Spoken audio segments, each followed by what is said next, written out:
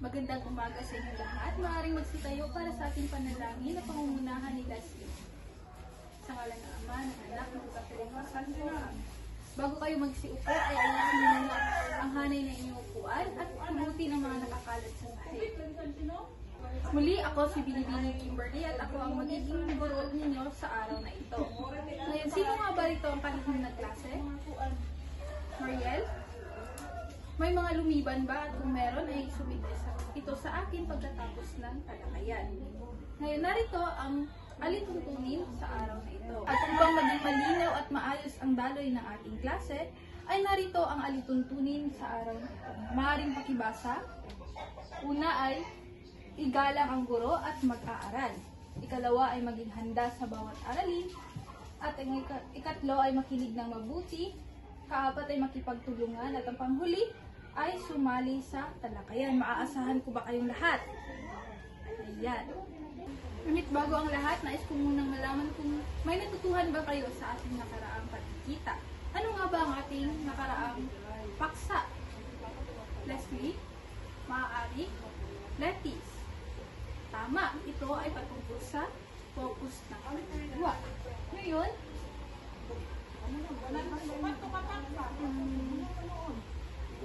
ano ang focus ng kaliwa? Mariel? Tama, ang focus ng kaliwa, ito ay nagbibigay diin kung sino o ano ang tinutukoy sa pangyayari sa isang tao. Kaya maaari ka bang magbigay ng isang halimbawa dito? Maraming salamat. Tunay ngang may natutuhan kayo sa ating nakaraang pagkikita. Tingnan naman natin kung gaano kayo kahanda para sa ating aralin ngayong araw. Ngunit, alam niyo ba na ang kampana ay isang mahalagang kultura sa France at sa Pilipinas? Sa France, sa bansang France, ay ginagamit ito bilang tumutunog ito tuwing tanghali at alas 6 ng hapon bilang simbolo ng pananampalataya at ng babala sa panganib. Sa Pilipinas naman ay ginagamit ito tuwing kasal, tuwing binyag, at marami pang iba. Sa dalawang bansa, ito ay mahalaga sapagkat ito ay nagpapakita o nagsisimbolo ng pananampalataya ng bawat isa. Ngayon, alam niyo ba na ang bawat isa sa atin ay mayroong sariling tunog ng damdamin? Maaaring ito ay patungkol sa sakripisyo, awa, at kasiyahan. Kung kaya't, ngayon ay magkakaroon tayo ng gawain na tatawaging corner mo, feelings mo. Ang gagawin dito ay pipili kayo ng bawat sulok sa ating silid. Ito ay maaaring kabutihan, sakripisyo, o maging awa. Sa bawat sulok ay mayroong writing slip.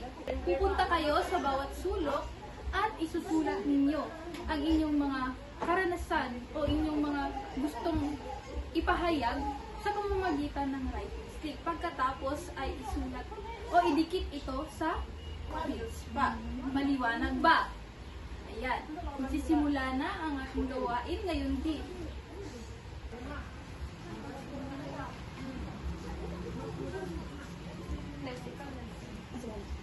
Sulat-sulat. Sulat-sulat. May paksulat ka niya. Isa mo niya.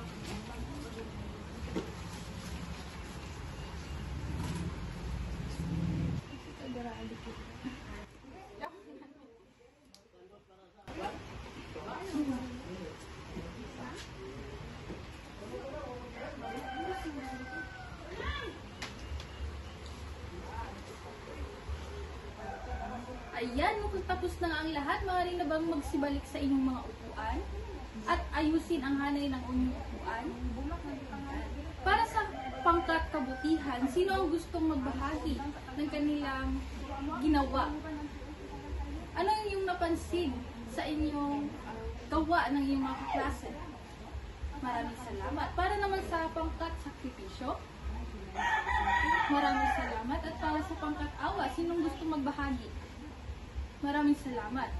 Kung gayon ay, ano sa tingin ninyo ang magiging paksa natin sa araw na ito? May ideya? Maaari. Ano pa? Maaari? Yan. Tingnan naman natin natin kung tama ba ang inyong mga kinuha sa ating magiging talakayan ngayong araw. Tingnan naman natin kung tama ba ang inyong mga kinuha kung ano ang magiging paksa natin sa araw na ito. Ito ay ang patungkol sa panandang pandiskurso. Ngayon na alam niyo na kung ano ang magiging paksa, ay alam niyo naman natin kung ano ang magiging layunin sa araw na ito. Narito ang magiging layunin sa araw na ito. Sa pagtatapos ng aralin, kayo ay inaasahan na una, pakibasa, nakikilala ang gamit ng pandiskurso. Ayan, mukhang malinaw nga ang ating magiging layunin sa talakayan ngayong araw. At upang mas lalo nating maintindihan kung paano ginagamit ang isang panandang pandiskurso, ay panoorin natin ang isang akda na pinamagatang Kuba ng Magkuba. Kaya't ihanda ang inyong sarili, makinig at matuto.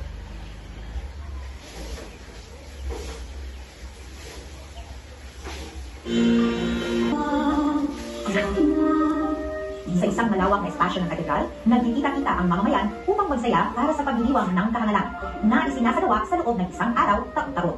Taong 1482, nang itanghal si Quasimodo, ang Kuba ng Notre Dame bilang Papa ng Kahangalan. Dahil sa taglay niyang labis na kapangitan. Ito siya! Ang Papa ng Kahangalan! Nang araw na iyon, inilukok siya sa trono at ipinalaga palibot sa ilang lugar sa Paris sa pamamagitan ng pamilya ng mga taong naroon na nagkikibahagi sa kasiyahan. Naroon si Pierre Benoit, ang nagpupunyaging makata at filosopo sa lugar. Hindi siya naging matagumpay na agawin ang kagalahan ng mga tao sa panunood na nasabing parada. Malaki ang kanyang panghihinayang sapagkat malaman lang nagtangkang manood sa kanyang inihandang palabas. Habang isinasagawa ang mga panuya kay Quasimodo, dumating ang paring si Claude Frollo at ipinatigil ang kaganapan. Inutusan niya si Quasimodo na bumalik sa Notre Dame na kasama niya. Sa paghahanap ng makakas, nasilayan ni Benoit ang kagandahan ni La Esmeralda, ang dalagang mananayaw. Isinasya niyang sundan ang dalaga sa kanyang pag-uwi. Habang binabantas ni La Esmeralda ang daan, nakinukulan niya ng sundaban siya ng dalawang lalaki, sina Quasimodo at Frollo. Sinubukang tulungan ni Benoit ang dalaga, subalit hindi niya nakaya ang lakas ni Quasimodo kung kaya nawalan siya ng malay. Gabi namang nakatakas si Frollo. Dumating ang ilang alagad ng hari sa pangunguna ni Phoebus, ang kapitan ng mga tagapagtanggol sa kaharian. Dinakip nila si Quasimodo. Samantala, hating gabi na ng pagpasyahan ng pangkat ng mga pulubi at ninakaw na si Kaling si Benoit. Lumapit si Esmeralda sa pinuno ng pangkat at nagmungkahi kung wag ituloy ang pagbitan, sapagkat handa siyang magpakasal sa lalaki sa loob lamang ng 4 na taon. Mailigtas lamang ang buhay ni Benoit sa kamatayan. Nang sumunod na araw, si Quasimodo ay nililis at pinarusahan sa tapat ng kalasyo sa pamamagitan ng paglatigo ng kanyang katawan. Hindi ang sakit ng tawat lalay ng latigo na ipinapalo sa kanyang katawan. Iniisip na nagla ng kanyang pagdurusa. Ang lahat ng iyon ay kagustuhan at ayon sa kautusan ni Frollo, na kailanman ay hindi niya nagawang tutulan dahil sa utang na loob. Kasabay ang sakit na nadarama niya ay ang makinting kiro na nalalasap sa tawat panghahamak sa kanya ng mga taong naroon. Nagmakaawa siya na bigyan siya ng tubig, subalit tila binili ang mga taong nakatingin sa kanya na ang tanging gusto ay lakas ng langit at kawanan ng kanyang kahabag-habag na kalagayan. Tumating si La Esmeralda, lumapit at binigyan ng dalaga ng isang basong tubig si Quasimodo. Pinainom siya. Samantala, sa di kalayuan ay may babaeng baliw na sumisigaw. Tinawag siya ng babaeng, "Hamak na mananayaw!" at "Anak na magnanakaw!" Kilala ang babae sa tawag na Sister Dodo. Siya ay pinaniniwalaan na dating mayaman, subalit nawala ang bait nang mawala ang anak na babae. 15 taon na ang nakalilipas. Makaraan ng ilang buwan, habang si La Esmeralda ay sumasayaw sa tapat ng Notre Dame, pinagkakaluhan ng maraming tao na pagawin ang mata ni Phoebus sa mamangakit na kagandahan ng dalaga. Nang mapuna ni La Esmeralda si Phoebus, ay magpaibig dito ang dalaga. Tila siya nawalan ng bulirat ng kanyang marinig ang paanyaya ng binata na magkita sila kinagabihan upang lubos na magkakilala. Si Frollo ay nakatanaw lamang mula sa tuktok ng Notre Dame at nakaramdam ng matinding pagdupo sa nasasaksihan. Ang kanyang matinding pagnanasa kay La Esmeralda ang natudlok sa kanya na kalipuran, ang Panginoon at pag-aralan ang tip ng mahika. Ngayon siyang masamang balak. Nais ng bihagi ng dalaga at itago sa kanyang selda sa Notre Dame. Nang sumapit ang hating gabi, sinundan niya si Phoebus sa pakikipagtipan kay La Esmeralda. Habang masayang nag-uusap ang bagong magkakilala, ay biglang may sumungkab ng saksak kay Phoebus, ngunit mabilis ding naglaho ang may sala. Hinuli ng mga alagad ng hari si La Esmeralda sa pag-aakalang siya ang may kagagawa ng paglalastaman sa kapitan. Matapos kahirapan sa paglilitis, sa pilitan inaako kay La Esmeralda ang kasalanan hindi niya ginawa. Tinalatangan din siyang mag-uulam. Siya ay nasintensya ang bitayin sa harap ng palasyo. Dinalaw siya ni Frollo sa pilitan at ipinagtapat ang pag-ibig sa kanya. Nagmakaawa ang pari na mahalin din siya at magpakita man lang kahit ang awa ang dalaga. Subalit, tinawag lang siya ni La Esmeralda na tiyanak na moke at tinalatangang mamamatay tao. Tumagi siya sa lahat ng alok ni Frollo. Bago ang pagbigay, iniharap si La Esmeralda sa maraming tao sa tapat ng Notre Dame upang kutyanin. Napansin ang dalagang anyo ni Phoebus kaya sinigaw niya ang pangalan ng binata. Si Phoebus ay nakaligtas sa tangkang pagpatay sa kanya. Tumalikod si Phoebus na tila walang narinig at tinuto ng bahay ng babae kanyang pakakasalan. Ilang sandali dumating si Quasimodo galing sa tuktok ng Notre Dame patungo kay La Esmeralda gamit ang tali. Hinila niya palitaas ang dalaga patungo sa katedral at pumatangis na isinigaw ang katagang Santuario! si Quasimodo ay napaligid kay La Esmeralda ng araw na hatira siya ng dalaga ng tubig sa panahong wala man lang magnasang tumulong sa kanya. Ang tagal na pinagpaplanuhan kung paano itatapos si La Esmeralda sa naging kalagayan ng dalaga. Batid ni Quasimodo na ang dalaga ay mananatiling ligtas hanggat nasa katedral.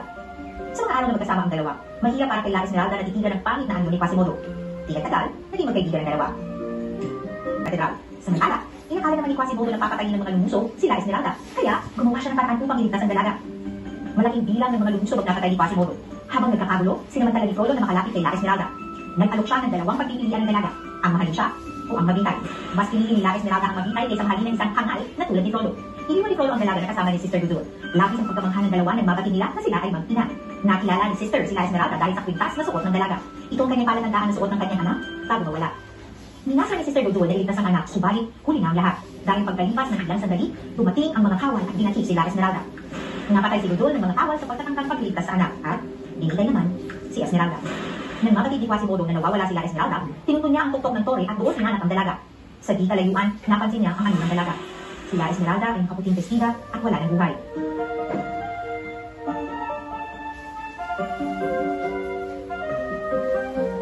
Naantig siya sa kanyang nasaksihan. Labis na galit ang nararamdaman niya kay Frollo na noon pa man ay batid niya na may matinding pagnanasa sa dalaga. Nawala sa katiguan si Quasimodo. Nang mamataan niya si Frollo, hignilan niya ito at sa matinding lungkot na nararamdaman ay tinipulog nito mula sa tore. Ang paling humugpog sa kanya. Tinipulog niya sa kamatayan ang taong nagkatid ng paglusa sa babaeng kanyang minahal. Habang nakatingin sa wala ng buhay na katawan ng dalaga, sumigaw si Quasimodo. Walang ibang babae akong minahal. Mula noon, hindi na muli nakita pa si Quasimodo. Matapos ang ilang taon, nang matagpuan ng isang lalaking naghuhukay ng tungkol ang hilinga ni La Esmeralda, nasilayan niya ang hindi kapag-ipaniwalang katotohanan. Nasayakap ang kalansay ng tuba sa katawan ng dalaga.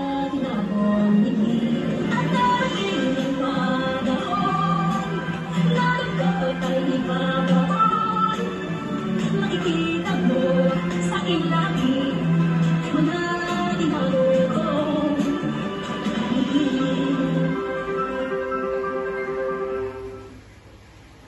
Natunghayan nila ang bahagi ng akdang ang kuba ng Notre Dame. Ngayon, kilalanin naman natin kung sino ang may akda sa likod ng akdang ito. Siya ay si...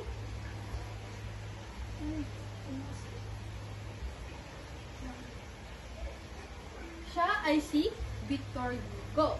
Si Victor Hugo ay isang French writer na nabuhay noong 1802 hanggang 1885. Siya ang manunulat sa isang sikat na nobelang Les Miserables at Ang Kuba ng Notre Dame.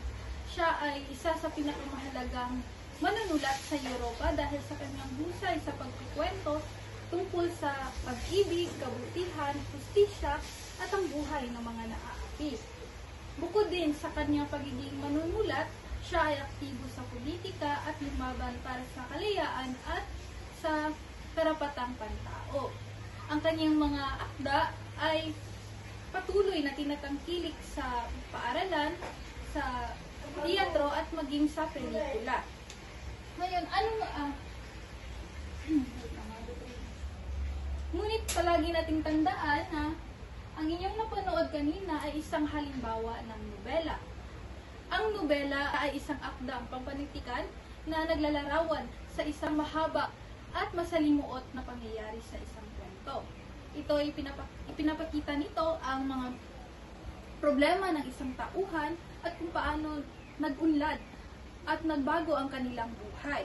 At dahil mahaba ang nobela, ito ay maraming tagpo at saklaw sa buong kwento. Ginagamit ito upang magbigay ng aral at inspirasyon sa iba. Ngayon dumako naman tayo sa ating aralin. Ito ay ang panandang pandiskurso. Ang panandang pandiskurso, ito ay isang sangay o lipo ng mga salitang ginagamit upang maging maayos at malinaw ang daloy ng isang pangyayari o isang kwento. Mayroong mga uri. Ang panandang pandiskurso, ito ay una, ang pagpupuno, kalaway ang pagbubukod, kinalakasan, at ang pasubali. Una ay ang pagpupuno o pagdaragdag. Ginagamit natin ito kung nais nating dugtungin ang isang pangungusap o maging ang isang informasyon. Halimbawa nito ay ang maliban, bukod kay at bukod sa. Narito ang halimbawang pangungusap. Pakibasa, pinirada siya sa lungsod at nilait ng mga tao. Dumating si Padre Froyo saka ipinatigil ang kasiyahan. Kung napapansin ninyo, ginamit ang salitang at bilang pagdugtong sa dalawang magkaibang salita. Bukod pa rito ay mayroon din tayong mga nakahandang halimbawa. Ito ay ang pagpupuno o pagdaragdag. Maaari mo bang basahin, Mariel? Dumating si Publius, pati na ang mga tagapagtanggol ng kaharian. Alin sa tingin mo ang ginamit na panandang pandiskurso? Maaari mo bang salunggihitan?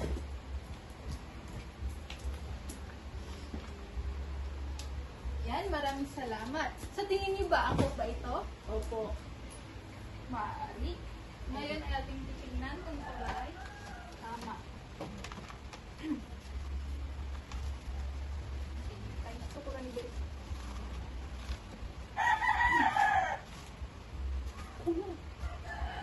Tama ba si Mariel? Tama. Ang salitang patina ay isang halimbawa ng pagpupuno o pagdaragdag. Ngayon dumako naman tayo sa ikalawang uri. Ito ay ang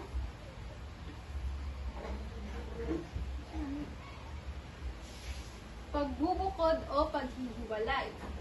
Ginagamit ito upang magdagdag o magpuno ng isang impormasyon o ideya sa isang pahayag. Maaaring gamitin ng mga salitang at, saka, pati. Ngayon dito sa halimbawang ito, maaari mo bang basahin, Leslie? Bukod kay Folio na nakatakas, si Gregor naman ay nahatulan. Alin sa tingin mo ang panandang pandiskurso na ginamit mo? Ano sa basahin? Okay, maraming salamat. Ang salitang bukod kay ay tama ba? Opo. Tingnan natin.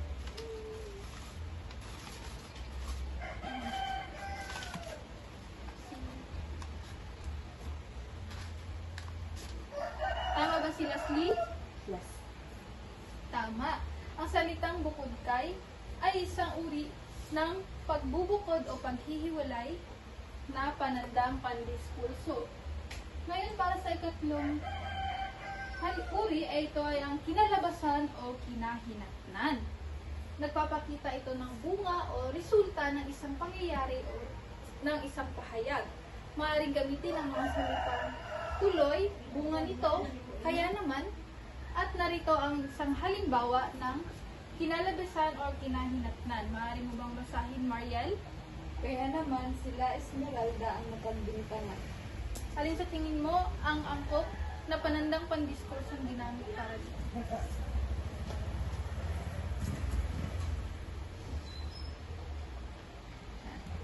Maaari mo bang tingnan kung tama ba?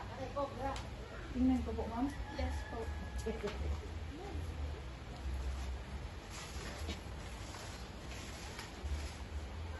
Yan. Tama ba si Mariel? Opo. Yan. Ang salitang kaya naman ay isang halimbawa ng kinalabasan o kinahinatnan sapagkat ito ay nagpapakita ng resulta na si Esmeralda ay napagbintangan. At para sa huli, ito ay ang pasubali o kondisyon. Ito ay nagpapakita ng kondisyon o posibilidad na kailangang matupad upang maganap ang isang pangyayari. At maaaring gamitin ang mga salitang kapag, sakali, at kung. Ngayon, Precious, maaari mo bang basahin ang kondisyon or pasubali? Sakali mamapatay siya, lumapit sila Esmeralda sa pinuno ng pangkat at nag-alok ng kasal kapalit ng buhay. Yan. Alin sa tingin mo ang panandang pandiskurso? Sakali. Maaari mo bang tingnan kung tama ba ang sasagot?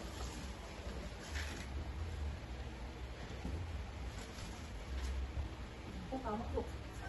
Yan. tama. Sapagkat, maaari mo bang ipaliwanag? Kasi po, yan po nagbibigay ng pasubali at ayan po ay nagsasaad ng pasubali at kondisyon. Yan, tama. Palakpakan naman natin si Leslie. Ngayong tapos na nating talakayin ang panandang pandiskurso, kayo naman ay magkakaroon ng isang pangkatang gawain. Makinig kayong mabuti sapagkat mayroon kayong iba't ibang gagawin bawat pangkat. Hahatiin ko kayo sa 3 pangkat. Una ay narito ang unang pangkat, kalawang pangkat, at ikatlong pangkat. So, para sa inyong pangkalahatang gawain, ay basahin ninyo at unawain ang ibibigay kong bahagi ng isang kritik ayon sa nakatakdang pangkat. Suliin ang nilalaman upang maipakita ang ugnayan, ayos ng ideya, at damdamin ng mga tauhan. Gumamit lamang kayo ng tamang panandang pandiskurso para maging malinaw ang daloy ng inyong mga paliwanag. At bibigyan ko lamang kayo ng 3 minuto sa paghahanda at 2 minuto sa pagpresenta. Malinaw ba? Opo! Yan. Para sa unang pangkat, ang gagawin ninyo ay bubuo kayo ng isang Venn diagram. Ihambing ninyo ang karanasan ni Quasimodo at ng karaniwang Pilipinong nakararanas ng diskriminasyon o pagdurusa at ipakita ang pagkakatulad o pagkakaiba nila. Maliwanag ba? Opo!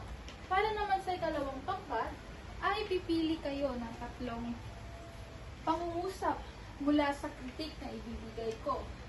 At dapat mayroon itong panandang pandiskurso at isulat ninyong muli sa sarili ninyong paraan na maaangkop sa kontekstong Pilipino. Maliwanag ba? Opo. At para sa panghuling pangkat, pangkat, ay gagawa kayo ng isang maikling pagsusuring sa naysay na may 4 hanggang 6 na pangungusap tungkol sa pagpapahalagang Pilipino gamit ang kritik. Siguraduhin gumamit ng hindi bababa sa 3 panandang pandiskurso. Maliwanag ba? Opo. Kung gayon ay magsisimula na ang inyong pangkatang gawain at ibibigay ko na sa inyo. Narito ang magiging pamantayan sa inyong pagganap. Para sa unang pangkat, naglingkod ko. Bukan dito stable, Kim. Dito stable na dito. Pati nga lang siya, wala ka na ganito. So, magsisimula na ang inyong pangkatang gawain.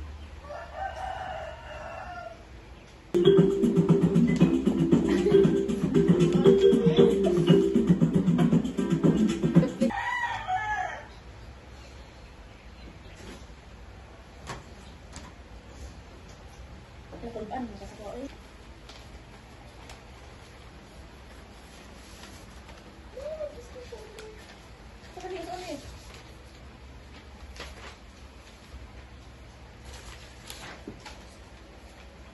Kritik na maaari ninyong tingnan.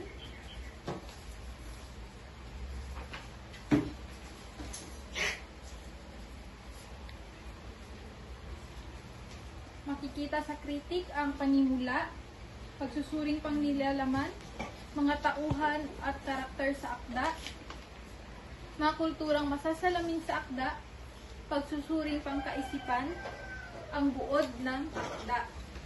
Ito ay kritik ni Marcelo. Ano kay Marcelo?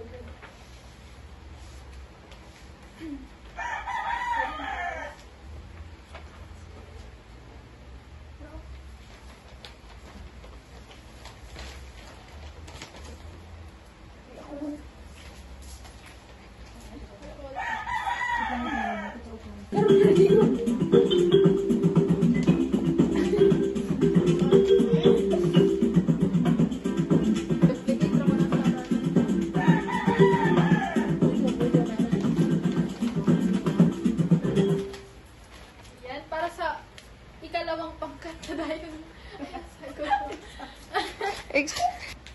yan, mukhang tapos na ang lahat. Maaaring nang magsibalik sa inyong mga upuan. Ayusin na naman ang hanay sa inyong mga upuan upang magiging maayos at mas magkaintindihan tayo.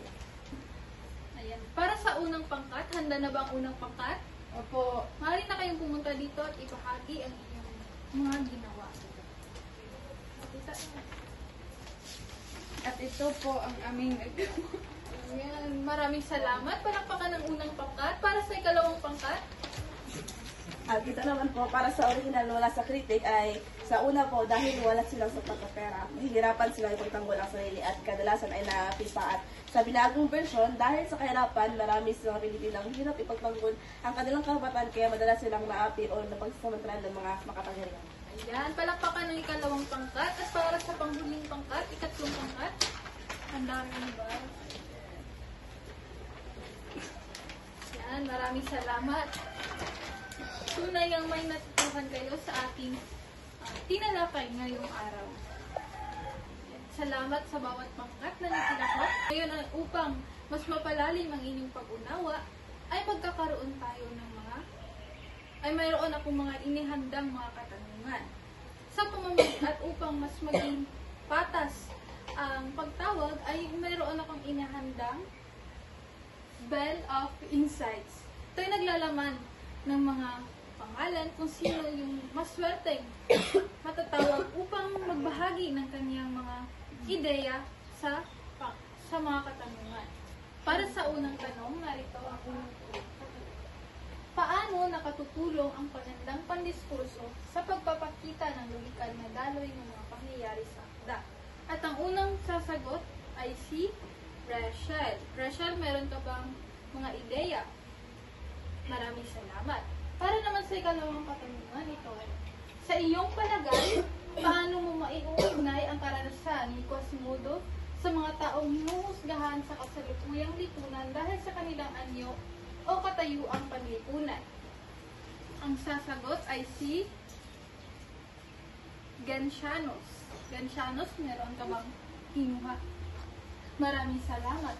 At para naman sa ikatlong katanungan, sa iyong palagay, alin sa mga panandang pandiskurso ang pinakamabisang gamitin sa pagpapahayag ng sakripisyo? Maaari mo bang ipaliwanag ito, Joy? Maraming salamat, Joy. At bakit naging epektibo ang paggamit ng panandang pandiskurso sa isang bahagi ng akda upang ipahayag ang damdamin ng tauhan? Mike? Maraming salamat, Mike. Para sa panghuli, paano mo bubuuin ang isang malikhaing sanaysay na nagpapakita ng damdamin ng tauhan gamit ang mga panandang pandiskurso? Sasagot ay si Mika. Maraming salamat, Mika. Maraming salamat sa nakilahok at nagbahagi ng kanilang pananaw. Kung gayon ay magkakaroon tayo ng isang maikling pagsusulit. Gamit ang code na ito ay maaari ninyong i-scan at maaari nyo ring i-click ang link na ibinigay ko sa pamamagitan ng GC. Bibigyan ko lamang kayo ng 10 minuto para sumagot. Handa na bang lahat? Ayan. Magsisimula na ngayon din.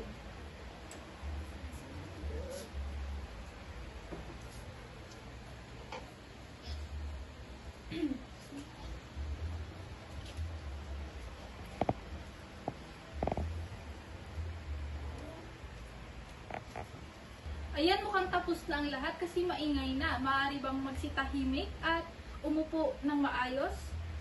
Ngayon naman ay ating alamin kung nakamit ba natin ang layunin sa araw na ito. Una, nakilala niyo ba ang gamit ng panandang pandiskurso sa pagsusunod ng pangyayari? Opo. Nabibigyang halaga niyo ba ang tamang paggamit ng panandang pandiskurso sa isang akda? Opo. At nakabuo ba kayo ng isang kritikal na pagsusuri sa mga isinigawang kritik gamit ang panandang pandiskurso? Kung gayon, ay dumako na tayo sa ating takdang aralin. Gagawa kayo ng isang poster na may simbolo ng damdaming pipiliin mo. Maaaring ito'y sakripisyo, kabutihan, o awa. Isulat ito sa papel na may 3 hanggang 5 pangungusap. Pagkatapos ay paliwanag kung paano pinakita ng simbolo ang iyong damdamin. gumamit ng mga panandang pandiskurso para malinaw ang paliwanag. Siguraduhin lamang na malikhain at maayos ang inyong gawa. Maliwanag ba? Opo. Maaari ninyo itong isumite sa susunod nating pagkikita. Kung gayon ay maaaring tumayo ang lahat para sa ating panapos na panalangin. Panalangin na pangungunahan ni Lord Jimmy, sa ngalan ng Ama, ng Anak, ng Espiritu Santo. Amen. Paalam sa inyong lahat at naway may natutuhan kayo sa ating talakayan ngayon.